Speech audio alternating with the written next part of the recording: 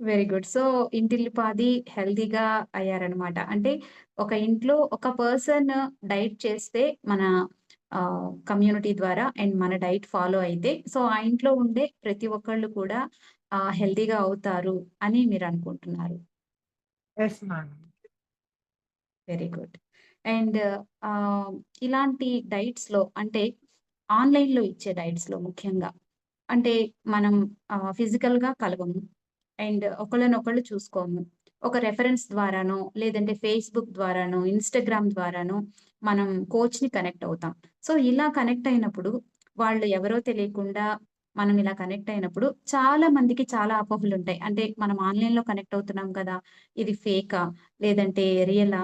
లేకపోతే వీళ్ళు మనకి ఎలా గైడ్ చేస్తారు? అండ్ మనం వన్స్ కనెక్ట్ అయ్యి డైట్‌లోకి వెళ్ళాక పట్టించుకోకపోతే ఎలా? మనం ఏం కావాలి? సో, ఇట్లా చాలా అపోహలు చాలా మందికుంటాయి గదా! సో, మీరేమైనా అలాంటివి ఫేస్ చేసారా? అండ్ మీకు కోచ్ సపోర్ట్ ఎలా ఉంది? నేను డే ఫస్ట్ నుంచి నేనెప్పుడు అలా ఫీల్ అవ్వలేదు మేడం. ఫ్యామిలీ మెంబర్ లాగానే ట్రీట్ చేశారు. నాకు ఏ చిన్న ప్రాబ్లమ్ వచ్చినా నేను మెసేజెస్ పెట్టేదాన్ని. ఇమ్మీడియేట్‌గా రియాక్ట్ అయ్యేవాళ్ళు. నాకు స్టార్టింగ్‌లో చాలా డౌట్స్ వచ్చేది. వాటర్ ఎప్పుడు తాగాలి?